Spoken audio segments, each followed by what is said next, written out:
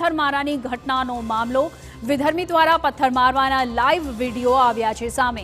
Saiyedpura mutton market પાસેનો આ video આવ્યો છે સામે। કેટલાક ઇસમો હાથમાં તલવાર લઈને જાહેર રોડ પર કરી રહ્યા છે પથ્થરમારો। તોફાની તત્વો કોથળામાં ભરીને લાવ્યા હતા આ પથ્થરો। સૈયદપુરામાં પથ્થરમારાની ઘટના બાદ સુરતની શાંતિ ડહોળવાનો કર્યો હતો પ્રયાસ। તો આ સીસીટીવી ફૂટેજ સામે આવ્યા છે અને આ વિડીયો સામે આવ્યો છે। અમારા સંવાદદાતા મેહુલ ફોન લાઈન પર હાજર છે। જી મેહુલ, જણાવો હવે શું વિગતો સામે આવી છે આ વિડીયો સામે આવ્યા બાદ?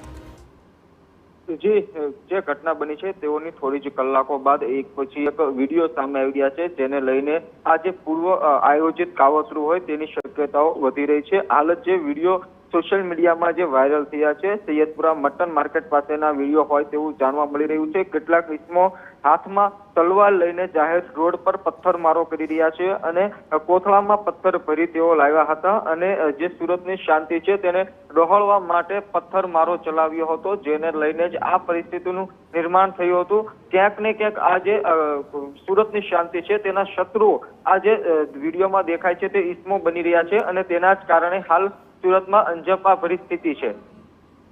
જી મેહુલ, આ વિડીયોના આધારે વધુ કોઈની ધરપકડ થઈ છે? જી બિલકુલ, પોલીસ દ્વારા અત્યાર સુધી સીસીટીવી ફૂટેજના આધારે, સોશિયલ મીડિયામાં એક પછી એક સામે આવી રહેલા વિડીયોના આધારે તેમજ ડ્રોન વિડીયોના આધારે અત્યાર સુધીમાં 28 જેટલા લોકોની ધરપકડ કરી દેવામાં આવી છે। આ જે 28 છે એમાં કેટલાક સગીરો પણ છે અને જે મુખ્ય રોલ પણ સગીરોએ ફેરવ્યો છે, કારણ કે જે નજીકમાં જે ગણેશ પંડાલ આવેલું છે ત્યાં રિક્ષામાં બેસીને કેટલાક સગીરો પહોંચ્યા હતા અને જે ગણેશજીની પ્રતિમા છે તેના પર પથ્થરો ફેંક્યા હતા। અગાઉ આગલા વર્ષે પણ આ જ રીતે પરિસ્થિતિનું નિર્માણ થયું હતું, પણ જે સગીરો હોવાથી જે સ્થાનિકો દ્વારા પોલીસને સાથે રાખીને સમાધાન કરી લેવામાં આવ્યું હતું।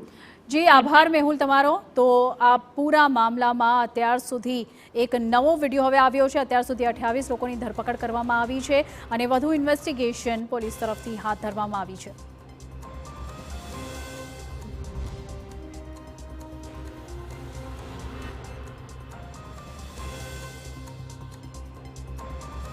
સુપર 6